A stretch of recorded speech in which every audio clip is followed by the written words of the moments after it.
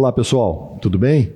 No oferecimento da Escola Vânia Palomo Arte e Design, na Avenida Durval Nicolau, 1241, estamos iniciando o podcast Arte em Palavras, um podcast voltado para divulgar e incentivar todas as formas de arte e de cultura e para trazer tudo o que está acontecendo no mundo do design, decoração, engenharia e arquitetura.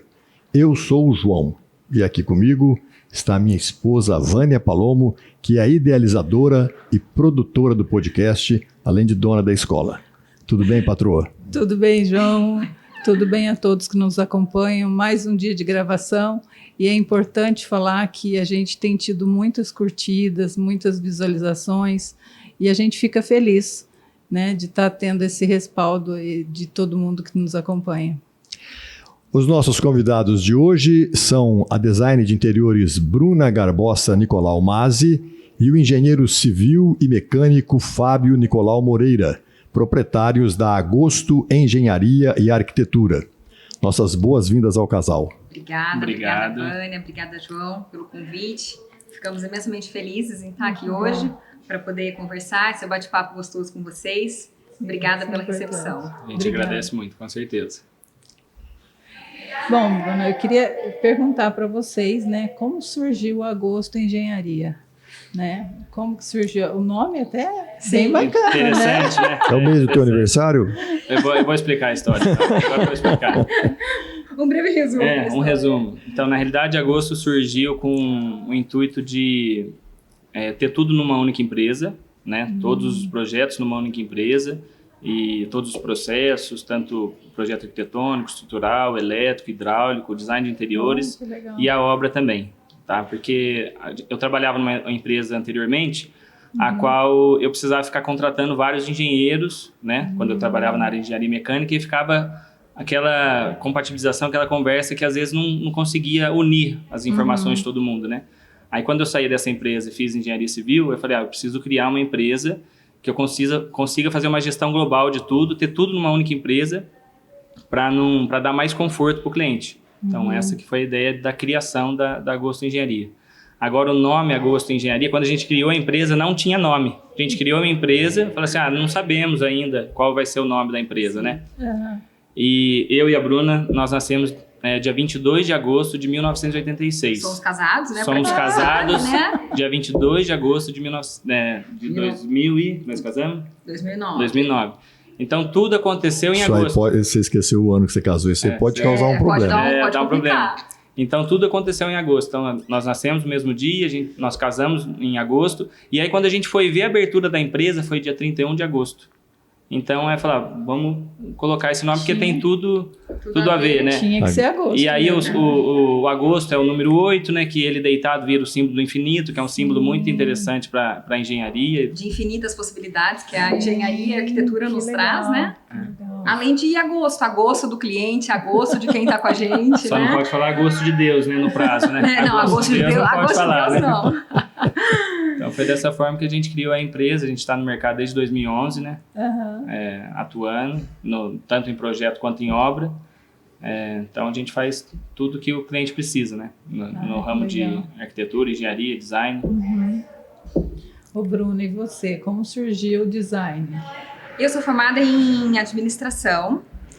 Depois que terminei a administração, aí trabalhei um pouco ali em outras atividades, em outros ramos. Aí eu falei, parece que eu quero me aventurar numa área nova. A gente estava fazendo, na época, uma construção pessoal da família, enfim, um empreendimento pessoal. E eu ajudei a gerir. E aí eu fui pegando gosto, eu falei, por que não? E aí eu comecei a estudar e fui pegando gosto. E foi indo, e quando eu terminei, aliás, no último ano ali dos estudos, já surgiu uma primeira oportunidade, você não quer fazer um projeto para mim e tal? Na época é um salão até de cabeleireiro de um grande amigo meu. Falei, por que não? E o Fabinho, na mesma época, já estava cursando a engenharia civil. Que ele terminou a mecânica e já foi para civil. Então, ele cursava civil e eu fazia o design de exteriores. E aí, na hora que terminou, eu falei, bom, foi um cliente, aí sempre de um indica para o outro, foi indo, e aí ele terminou. Começamos a atender num outro escritório, algo menor, aí a coisa foi ganhando amplitude. Graças a Deus, de um cliente indica para o outro cliente, e aí você faz uma rede de relacionamento com fornecedores.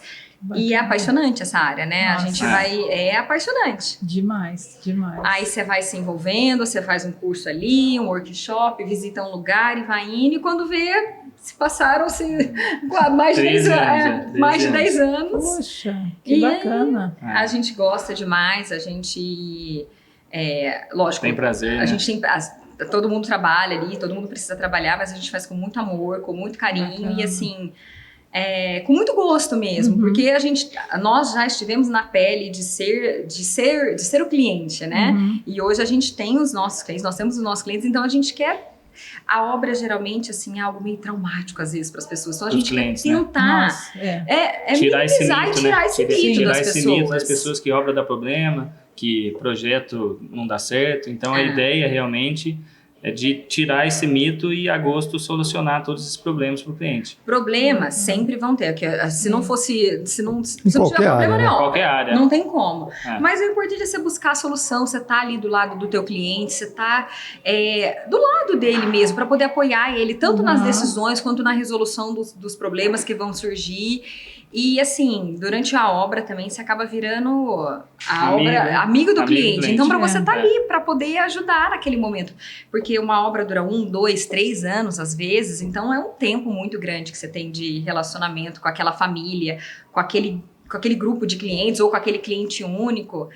Então, no escritório, a gente busca bastante esse atendimento, digamos assim, humanizado mesmo, para que o cliente tenha liberdade de falar com a gente no WhatsApp, falar diretamente com a gente e ter esse canal aberto para que ele se sinta realmente confortáveis e confiantes nas decisões, né? Então, pelo tempo também acaba sendo um terapeuta do cliente, né? Porque Exatamente. vai dando aquele nervoso, sim, né? com Aquele certeza. desespero, ansiedade, né?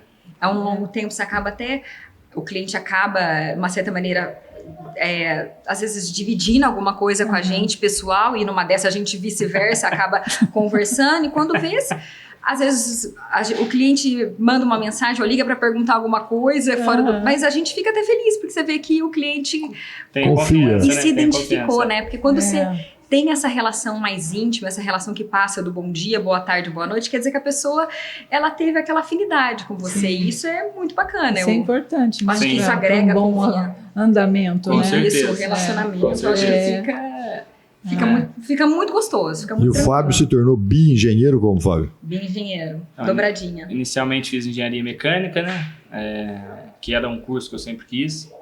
E aí nessa empresa que eu trabalhei, né? Na realidade a gente trabalhava com fábricas turnkey, né? Então fazia fábrica inteira. Então tinha todos os projetos dentro da fábrica até a montagem dela, né? E aí eu comecei a fazer muito da área de engenheiro civil nessa empresa, a qual o engenheiro basicamente assinava, e eu que naturalmente fazia os projetos. É aquela velha questão de aproveitar um pouco da boa vontade do empregado mais novo, né? É isso aí. E aí, na hora que eu acabei a engenharia mecânica, a própria empresa falou, você não quer já continuar fazendo engenharia civil, né? Porque vai aproveitar para a empresa, e eu já dei andamento na civil. Só que eu fiz uns 2 anos de civil, a empresa começou a parar os trabalhos, e aí nesse meio tempo, na hora que eu estava quase formando, aí a gente já abriu o escritório. Mas era bem pequenininho o escritório, a gente começou atendendo bem pessoal, assim. Na verdade, o escritório agora tem 4 anos, né? Onde a gente está agora. No local atual, 4 anos. Então aí eu fiz civil, aí depois da civil eu fiz especialização de fundação na Unicamp. E aí cursos eu fiz, desde quando eu entrei na faculdade até hoje, eu faço curso basicamente todo ano. Hoje eu faço uma pós-graduação em MBA em Gerenciamento de Obras e Tecnologia da Construção. Então tem bastante... Estudar não para, né? Não para. Não pode parar, né? Em 2012, que nem tinha muito ainda conhecimento ainda no Brasil, já fiz curso de Revit, AutoCAD Civil 3D, que são softwares mais avançados. Quis implantar o BIM logo em 2013, 2014 em São João do Boa Vista, mas não pegou muito ainda. Quando eu fiz PUC, né, durante a faculdade também quis implantar lá também o BIM na época. Então, assim, eu sempre fui bem antenado assim, com tecnologia, com novas propostas, né? Hoje em dia está no ramo de arquitetura, engenharia e design, né? Está indo muito agora para a questão de inteligência artificial, né? Então a gente sempre está antenado assim para ver que melhora para o nosso ramo, né, e também que traga facilidade, né? Atualização, né? Atualização. Ô, Fábio, é impressão minha ou o mercado da construção civil é um mercado que não conhece crise? Porque todo mundo fala assim, o país está em crise, o país está em crise. Primeiro que você sai na estrada, o que tem de carro na estrada gastando gasolina é uma enormidade. Tá lotado. E o que tem de construção civil também é uma enormidade, né? Sim. Então, na realidade, assim, hoje eu falo que, não que tenha crise a construção civil, né, mas hoje eu acredito que tenha oportunidades, né. Na pandemia, teve um boom na construção civil, na minha opinião, porque não tinha tanta oportunidade de investimento em financeiro, né. Então, os juros do banco era menor, né, na pandemia, chegou a 3%, 4% ao ano, né.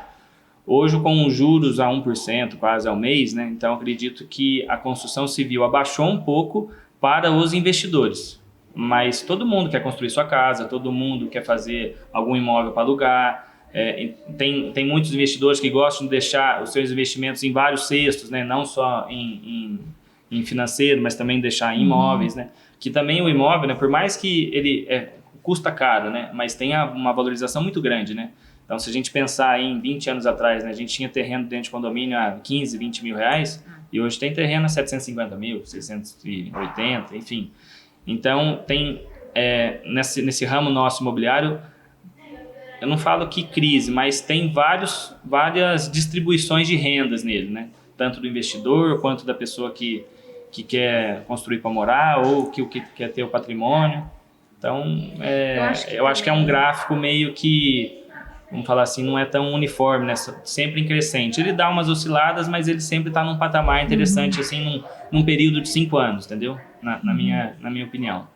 Eu acho que hoje em dia também o que facilitou, né, muito essa parte da construção civil, tem muitas opções para você poder pagar aquilo também, né? Parcelamentos longos que você consegue comprar, a parte de acabamento, que é muito onerosa, muito cara. O cliente, às vezes, ele tem as opções, né, de financiar, enfim, mas ele também tem a opção de um próprio parcelamento com as lojas, assim, o que eu acho que aumenta o leque, aumenta a chance da pessoa chegar no sonho, chegar no final da casa própria, enfim, do imóvel próprio. Então, eu acho que as possibilidades também aumentaram ao longo do tempo também.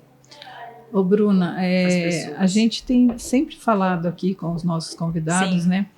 Hoje não existe mais não ter um design de interiores numa obra, né? É muito difícil, Vânia, porque assim, de certa maneira, ou design de interiores ou arquiteto, Sim. projeto, né? Um projeto de arquitetura de interiores ou um projeto de design de interiores, o cliente, o valor que ele paga para o profissional ali, ele economiza em erros na obra. Não tem como você ter uma obra sem ter um planejamento, porque as perguntas vão começar a vir. Depois que passou o reboque, passou o chapisco, aonde vai a bancada? Você precisa de um ponto de tomada aqui? Aqui vai gesso, essa viga, tá incomodando ou não tá? E se você não tiver isso tudo muito planejado, muito rascunhado, vai dar quebra-quebra, o retrabalho é muito grande. Muito, muito grande. E hoje em dia as pessoas têm muito acesso à informação, as pessoas têm muito acesso à referência. Aí a pessoa tem lá, eu quero essa cozinha maravilhosa aqui, mas o que ela precisa para ter essa cozinha maravilhosa? Ela precisa de ter ponto de energia, para ter aquela calha úmida, ela tem que ter ponto de esgoto para aquilo, para ter um LED em determinado lugar, ela precisa estar preparada. Aquele perfil maravilhoso no teto de LED, ela tem que estar com o forro reforçado. Então, assim, se a pessoa não tiver uma orientação, ela vai trocar os pés pelas mãos. Vai Lógico, gastar mais, com certeza. Os fornecedores, a própria mão de obra, acaba ajudando, mas você fica um pouco preso àquela pessoa, você não tem vamos falar assim, a fonte primária ali de informação para depois você buscar a secundária. Você fica na mão das pessoas. Então, hoje em dia, assim, para uma construção bem feita e até otimizada de custo, um projeto de interiores, um projeto de arquitetura de interiores é fundamental. Até tanto para chegar no objetivo final do desejo, da construção daquilo que você idealizou, para economia em obra. Com certeza. E ainda se encontra muitas pessoas que acham que isso é só um luxo. Design de interior não precisa não. Vou dar até um exemplo assim da nossa casa, que foi uma das primeiras casas que eu fiz, né, há 13 anos de mercado, né, que a gente construiu, que a gente saiu para começar o primeiro tijolo com todos os projetos prontos, inclusive o interiores. E assim, pra gente não começou a obra enquanto tudo não estava pronto. Pronto e definido. E pra gente foi uma surpresa, assim, porque a gente começou o tijolo e aí veio a pandemia. Pum! explodiu a pandemia. Todos os preços vão subir, todos os preços vão explodir, né? Começou aquela... E aí eu lembro que no final logo de dar esse boom da explosão da pandemia, eu meio ansioso, né? Já quis comprar a casa inteira. E em resumo, nós arriscamos, né? E compramos tudo na casa. Com o primeiro tijolo eu já tinha comprado sofá, mesa de jantar, todas as torneiras, todo o porcelanato, tudo. Com o risco de ninguém entregar, porque tava a pandemia ali, né? Mas graças a Deus todos os fornecedores atenderam e a gente também conseguiu, né? Porque começou a faltar material com um monte de fornecedor, aí conseguiu também ganhar esse prazo, né? A gente teve lá um período de 1 ano de obra. Então tudo bem definido. E um negócio assim que eu falo que em obra que a gente economizou muito, né? Então, por exemplo, quando já estava definido tudo onde já ia armários, né?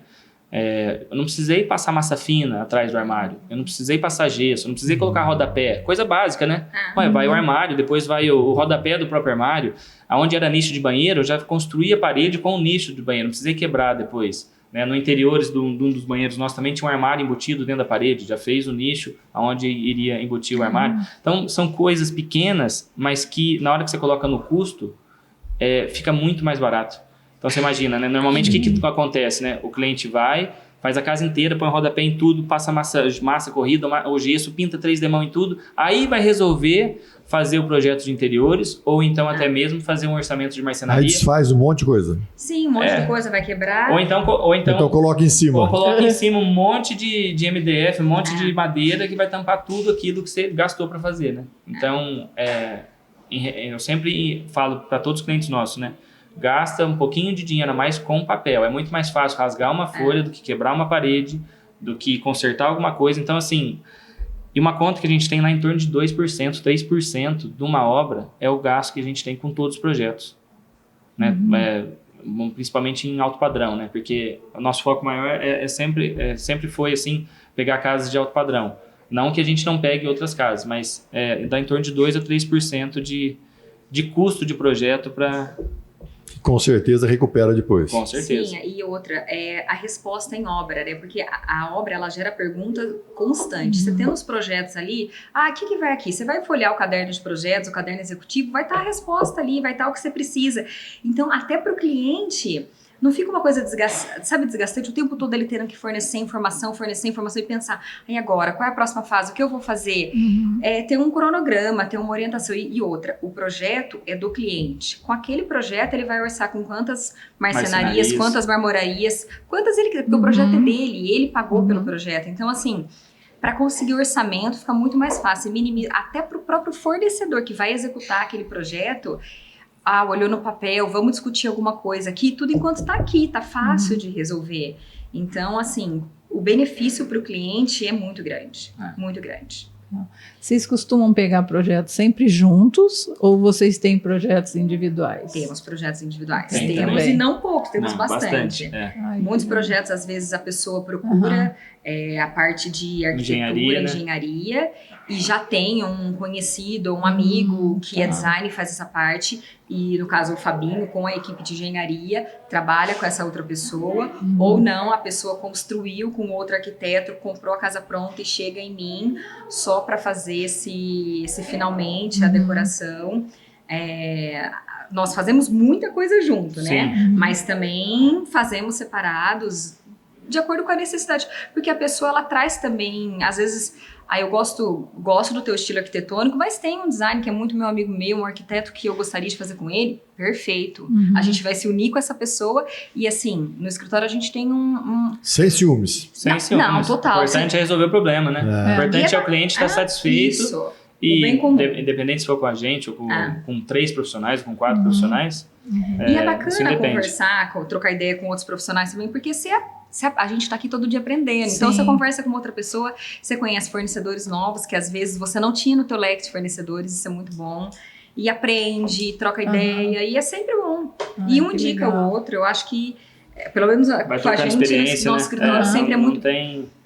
É como tem esse lado da engenharia, né, no nosso escritório, então eu trabalho para muitos arquitetos. Até fora de São João, São Paulo, Campinas, Piracicaba, enfim. E por mais que a gente faz o projeto arquitetônico também, então é gostoso trocar essa experiência também com outro arquiteto, ver outra visão, porque o nosso escritório tem 3 arquitetos, mas eu sou engenheiro civil, né? Então eu gosto também de trocar ideia, mas por que você pensou nisso, por que você não pensou? E isso aqui que você pensou vai ficar legal na área de engenharia, né? Vai ficar ou muito caro, e se ainda o arquiteto fala assim, não, mas eu quero assim, a gente vai dar um jeito, que eu sempre falo para o arquiteto, cliente, na engenharia tudo é possível, basta o quanto você quer gastar ou não, né? Então, hoje tem muita tecnologia aí importante, né? Então, a gente trabalha muito na área de engenharia, com projetos complementares, com outros arquitetos também. Legal. E acontece de se deparar com situações onde, por exemplo, o cliente quer uma coisa que você sabe que não vai ficar bom, mas ele fala que ele quer? Bastante. Vou dar um exemplo. Sim. Eu, por exemplo, não sei, eu detesto cozinha americana, aquela cozinha integrada com... Tudo junto, né?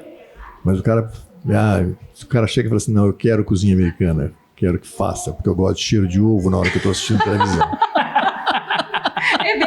É um pouco isso que a cozinha essa cozinha integrada. É o problema da cozinha americana, é isso, né? O cheiro de fritura, se você não quiser fritura... Vai pra todo lado. Exatamente. Lá no quarto, você já sabe o que a pessoa está comendo na cozinha. Ou que tá fritando bife pro almoço, né? É. Não, tem muito isso aí. Mas assim, o que a gente preza no nosso escritório, né? Como é que faz para prevalecer, né? A gente sempre vai orientar o cliente, né? Com embasamento. Com embasamento, argumentos, né? Vou falar assim, hoje comercialmente, eu sempre falo assim para todos os clientes, comercialmente falando, né? Hoje é melhor uma cozinha americana, né? Um exemplo, comercialmente falando. Então, assim, o que eu sempre falo para os clientes? Você tem que pensar numa casa não só muito específica para você, mas também comercial. Porque a gente não sabe se vai vender, se vai construir outra, não sabe se é uma casa para sempre. Mas se em todo caso for uma personalidade do cliente, que ele quer uma cozinha separada e uma área gourmet separada, que isso aí vai deixar ele contente, é lógico que a gente vai fazer o gosto do cliente, a personalização para ele, né?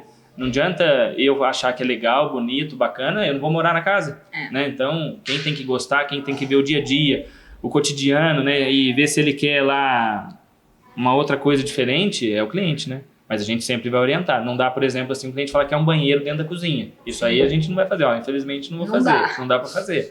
Mas alguns outros assuntos. E a questão é assim, o cliente tem razão nesse tipo de coisa, né? O cliente não pode ter razão na hora que você fala assim, faz um pilar de sei quanto, ele fala, não, vou fazer menor para economizar. E cai. Mas tem muito disso também, viu? Tem também, aquela né? conversinha assim, mas tudo isso que você colocou dá para eu fazer um prédio aí em cima, né? E aí na hora que dá a zebrinha, o cliente lembra de ligar para algum engenheiro, porque às vezes não foi calculado, às vezes o pedreiro falou para fazer daquela forma que dava certo, né? Eu já atendi muita casa em São João assim, que às vezes não tinha engenheiro em obra, o pedreiro foi fazendo, e aí na hora que chegou numa zebrinha, né, que a gente brinca, né? Deu zebrinha. O cliente liga, nossa, Fabinho, chegamos aqui no segundo andar, agora tem uma viga de 9 metros de altura e eu preciso fazer essa viga. Eu falei, mas cadê o pilar? Cadê a fundação para essa viga? Para essa carga? Calculou? Não calculei nada. Eu falei, então, agora a gente vai ter que reforçar tudo isso aí. Aí sai a gente quebrando desde baixo, fazendo fundação nova, pilar novo, para chegar... Aí é retrabalho. Tudo pela falta do planejamento. Do projeto, e daquela economia porca, sabe? Tipo, um projeto hoje estrutural vai gastar aí numa casa de 200 metros quadrados em torno de 3, 4 mil reais. Para uma casa aí de 400, 500 mil. Entendeu? Então, é um valor muito irrisório para essa economia, para essa falta de responsabilidade que não tenha na obra, né? Mas tem muita gente ainda que... eu fui uma casa ver uma fundação uma vez que o cliente estava na dúvida. Você não acredita que eu encontrei na fundação? Não era uma sapata, não era um bloco. O cara pegou uma janela velha da casa dele. Sem brincadeira. Eu comecei a dar risada. E tava com um caminhão... demolição, né? E tava com um caminhão de concreto para encher a fundação. O pedreiro me ligou e falou, Fabinho, vem aqui dar uma olhada. Eu achei meio estranho. O dono pediu para colocar janela aqui na fundação. E era uma janela, aquela janela quadriculadinha, sabe? Até formaria uma esteira de aço, né? Que é um método de fundação. Mas sem cálculo, sem saber a carga do pilar. Aí eu estimulei a carga do pilar e falei, esse pilar aí vai ter mais ou menos umas 30 toneladas de carga, né? Não vai aguentar isso aí, uma janela com esse aço não vai aguentar, né? Com essa profundidade. E aí o cliente falou assim, não, pode encher, a responsabilidade é minha, não tem engenheiro aqui mesmo. E foi lá.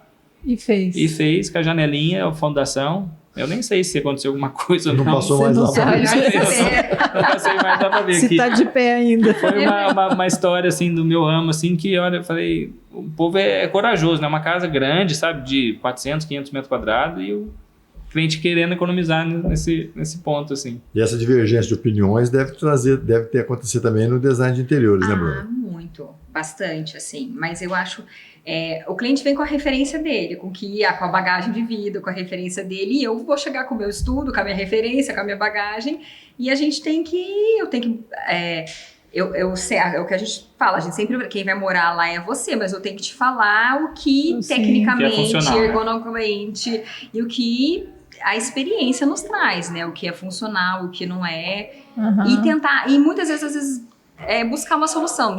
Por exemplo, dando um gancho, por exemplo, de uma cozinha americana. Não, o cliente quer uma cozinha fechadinha, mas eu posso fazer ela fechada com uma janela, fechada com uma porta-camarão, que ela vai ser fechada no dia a dia, mas numa eventual necessidade eu vou abrir toda essa porta, eu vou trazer amplitude, aí eu vou ter as duas coisas, uma cozinha fechada ou uma cozinha toda aberta. Então, a gente conversa com o cliente ali e vamos chegar num consenso bom ali para a obra, para o projeto.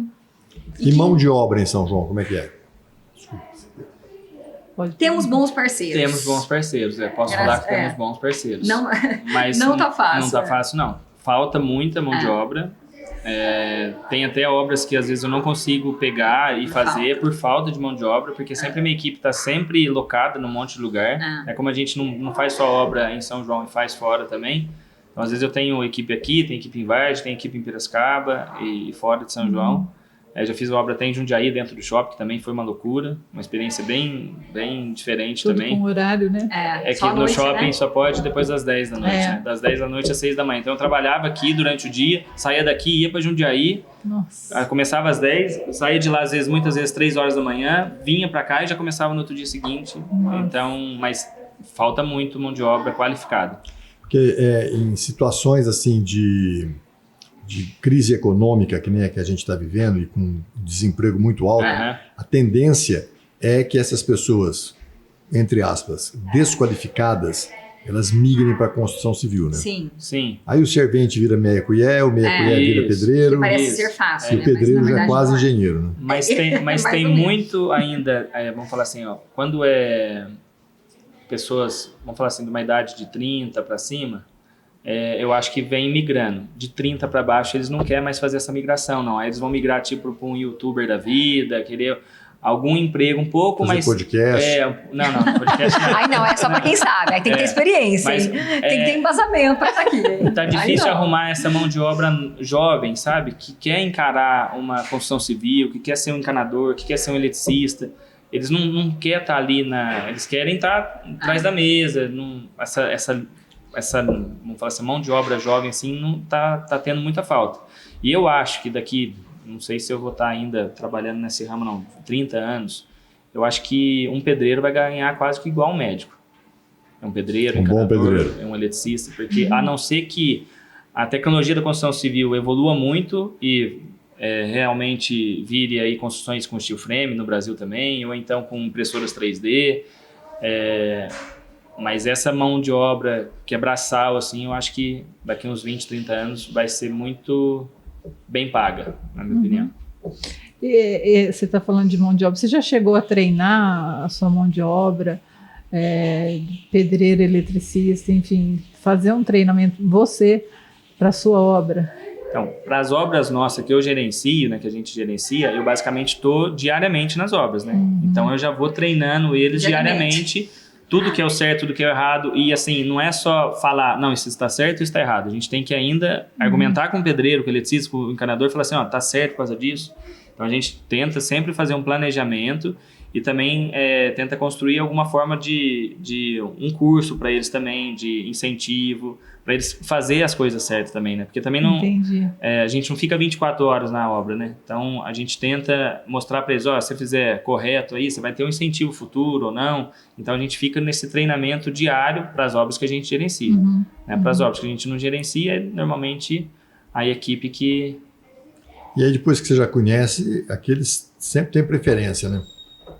Quando você já conhece o pedreiro, fala, esse é bom. Não, sim, você já esse sabe. é bom. já sabe a qualidade deles. Aí você já vai... Tem um pedreiro que é bom para acabamento, pedreiro que é bom para alvenaria, então a gente já vai locando certinho para. Tem uns que são bons para ir embora, né?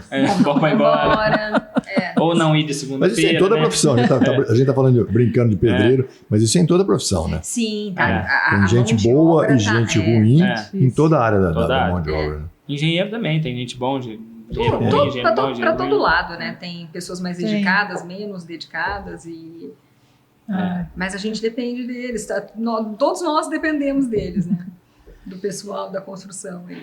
Ai, que bacana. Gente, nós estamos chegando ao nosso encerramento. Gostaria de agradecer Foi um vocês pela prazer estar presença, aqui. por esse papo tão gostoso de hoje, né? É um papo que rende assuntos, né? Muita coisa. E queria pedir para vocês deixarem seus contatos, né? Como as pessoas podem encontrar vocês, né? A Agosto Engenharia. Sim. Tá? Meu nome é Fábio, né? Mas todo mundo conhece eu como Fabinho, né? Então, Fabinho da Agosto Engenharia. Meu celular é 19 991695151. A parte comercial sou eu mesmo que faço com os clientes, tá? Também tem nosso Instagram, Agosto Engenharia e Arquitetura. Também tem nosso site www.agostoengenharia.com.br.